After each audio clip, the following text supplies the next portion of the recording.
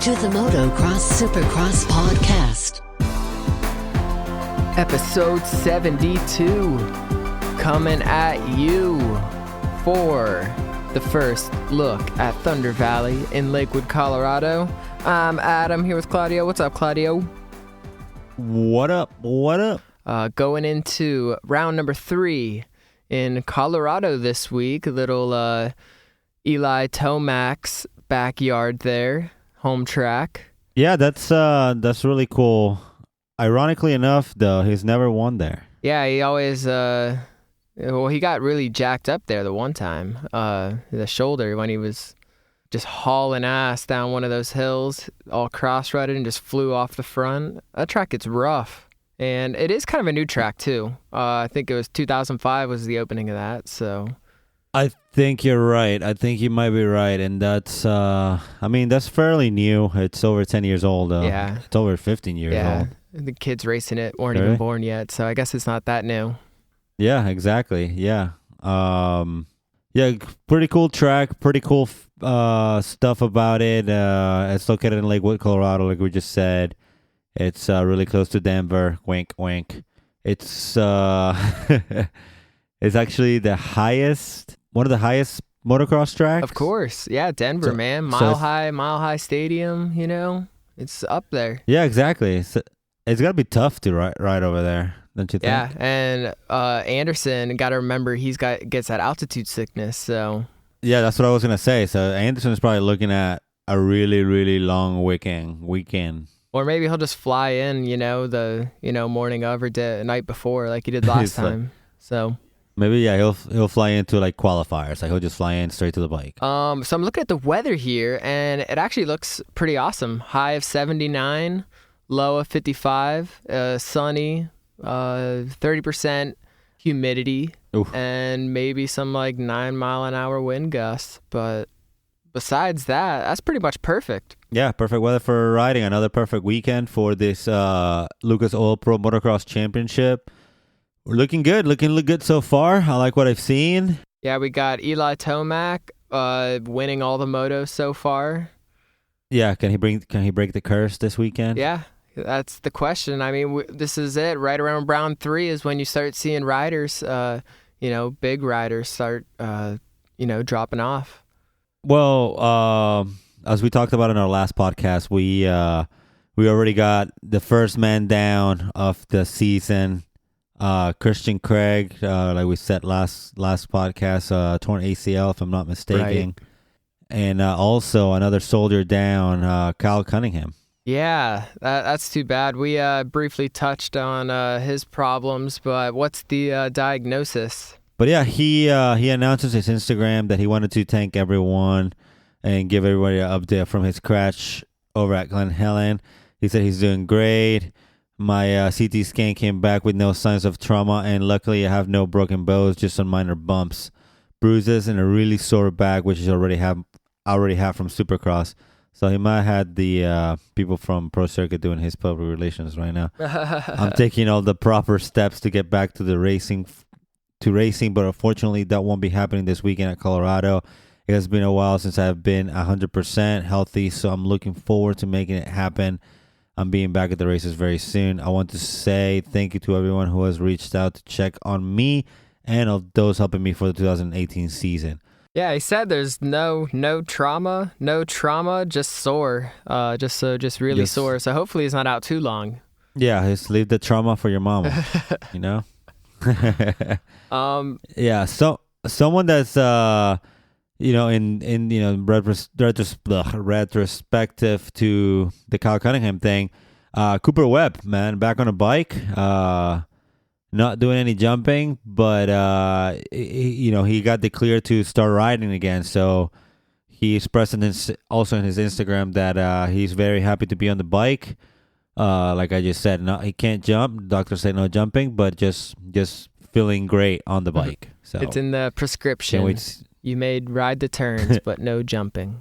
Yeah, that's gotta suck. Like as a professional rider, just having to kind of sit out. Like same thing with Bogle. Yeah. He had to do it a little bit too. So. Well, he started. It was like a week before. I think it was the last week of Supercross or the week right before motocross started, when he started doing the turn track thing. So it's taken a while. He still isn't back yet. So hopefully it doesn't take Webb as long, but I guess we could expect it to be like another, whatever it is, 4 weeks, another month. Yeah, well, they're both dealing with broken bones, I want to say it, or... Yeah. So it takes a little bit. Yeah, this is what Cooper Wood says. 6 weeks and 2 surgeries later, I'm stoked to be back riding. Doctor says no jumping, but man, it feels good to ride. Feels good to ride. Yes, it does. I can't disagree with that, though. It's been a while for me, but I know how good it feels to ride my motorcycle, so... For different reasons, though. Actually, it's back to that raining every day again, so, I guess I don't know what it feels like. It's been a minute. Good thing you fixed that truck, huh? Yeah, good thing. But now my brother's Jeep is leaking. Uh-oh. Yeah, I went and saw Deadpool. It was funny. It was really funny. I don't know if you saw the first one, but they're both really funny. Yeah, I've heard good things about this one, too. I heard it's really, really funny. Yeah. So, like, for being a sequel, because you know, like, how sequels are usually not that great, I guess this one is really good. I think I'm going to go maybe next Tuesday or the Tuesday after that. Yeah, I know they did it right because, sequels usually suck because they usually like try and change things. But this one, they pretty much, it's pretty much so much like the first one. That's good. Yeah. So, it's really funny. Everybody that I've heard talked about it said Ryan Reynolds is definitely Deadpool. Like, he was just meant to be Deadpool, not Green Lantern. Yeah, and there's some funny stuff at the end, too, with referencing the Green Lantern stuff. So, nice. Have to stick around for that. Nice. Yeah, I'm going to go watch it. There's a lot of movies that I'm going to go watch. Yeah, well, I don't know about a lot, but there's definitely that one. That's definitely one. Well, there's that one. There's the Avengers. There's one. I don't know. I wouldn't consider it a Spanish movie, but it's called like Overboard. Oh yeah, I saw it with Anna Faris. Yeah, so that one, and then the one with Melissa McCarthy. I think it's Life of the Party. I think it is. Okay, yeah, I have no idea. I'm a little behind on my movie stuff recently, but I just watched Game Night the other night, and those were like the previous movies for it. That was one of the previous movies for it, and it looked really funny. So yeah, definitely have to check that out. But real quick, so after our last podcast, I came across that picture of Barsha running over Baggett, and I sent you that picture of that. Oh, dude, yeah, that's crazy. Like in the video, it looks like he just kind of ramped his bike over Baggett, but in this picture, it looks like he's like just ramping off of Baggett. Oh, for sure. He totally sparked up Baggett. He's just like, oh, this is Glenn Heller, and then just kind of went over him. It's crazy. We should put it on our Instagram. Yeah, we should. He definitely got a foot peg into the back, 100%. Oh, dude. It's crazy. He got a foot peg, a boot. He pushed off too. Yeah, that's it looks crazy. like he's just like stomping him. He's like not curb stomping him. He's just berm stomping him. Just like, yo, eat the berm. Boom. Jump stomping him. And that's funny too. When he hits him, when he ramps him, it's just like it was just the sketchiest jump. It just like it looked like he hit the biggest kicker ever. Everything happened really quick too. So that's crazy. When you blew my mind when you sent me that. That's insane. Yeah, it's just a crazy photo. Really crazy photo. Yeah. Another thing is Noah McConaughey. He's going to be racing this week. Cool. For Colorado. Obviously, he rode with the IB Corp team for the Supercross series. Yes, the West Coast. And yeah, now he's going to be riding the Experience Power Sports, Fox Racing, Twisted Development, Enzo, I don't know what the name of the team is. One of those probably. But it's probably all that you just said. Well, we're going to see him out there. So 450 or 250? You know what? I really don't know right now. Oh, he probably got jealous that Martin Costello was out there getting all the love.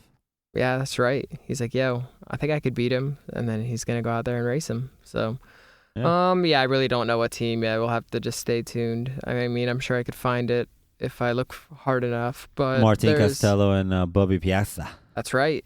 Get the whole racetrack. Speaking of them, Ryan Hughes, I don't know if you've been following him at all. He's like in like Switzerland or something. Yeah, Iceland, I think it is.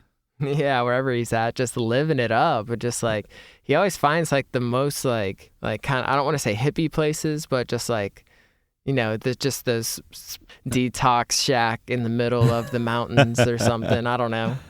Yeah, he looked like he's having fun though. He was riding a gas, which is a European bike, and it was a 2-stroke, so he looked a little sketchy, but he looked like he was doing a whatchamacallit, like a hair scramble type thing, because I think he was talking about like the track being like 20 minutes long, or the lap being 20 minutes long. That track looks sick. It just looked perfect, it was just a sick track. It's like not as cool as the Ryan Dungey, the Supercross track in the cornfield. That's probably my favorite one so far, just because it's badass. But it just looked like pure motocross, Yeah. just like natural, using the natural terrain of all the track on the path on the hills. I feel like that's much how like Thunder Valley is too. Like it's I don't know, just being in the mountains type thing, and the height. They just kind of like went with the flow type thing. They're just like, oh, let's just build a track, and then just kind of got on the bulldozer and start pushing dirt. And they're like, there it is. Yeah, I can't wait to see. I can't wait to see who's going to step up this week. If anyone can challenge Eli in the 450 class. Well, let's see if he can challenge himself, because his best finish over here is a third place. So let's see if he can cut that curse. Another cool thing about Thunder Valley, and it just kind of caught my attention. It was the only place that hosted a night national. So a night national. That's pretty cool. I think you just bring in the lights and let them run. I like that. I'm cool with that. That's pretty cool. And I think I kind of remember that happening back in I don't know, it was a long time ago, probably like 2009, something like that. 2000, yeah. Here it is, 2008. Yeah, I mean, that's the way to do it right there. I mean, I like night races so much better. Yeah, it looks sick at night. They lit it up with so many lights. Yeah, that's awesome. Green ass grass in the middle. Yeah, right? That's dope. Yeah, that's and really cool. On the sightlines, wink, wink. It gets too hot during the day, That sun really dries it out. If you can run at night. And you're closer to the sun because you're high up there. Yeah, and the stars. Exactly. Well, that's if you're racing at night. Well, they're there. What are you saying? They're not there during the day? No, for sure, but not racing. But yeah, so that would be cool if they brought that back, but it doesn't look like that's how it's going to be this week. Not this year for sure. In the elements, in the sun, probably not even many clouds there. 70, high 70s. It's just gonna be a good one. We're in the thick of it right now. This is what motocross is gonna be like this season.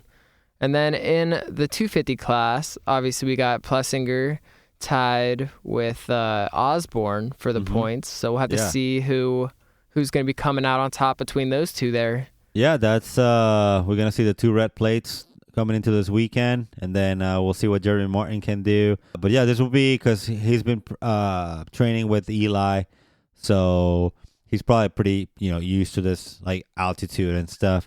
I don't know. I'm interested to see what's going to happen. It's going to be very, very interesting weekend for sure.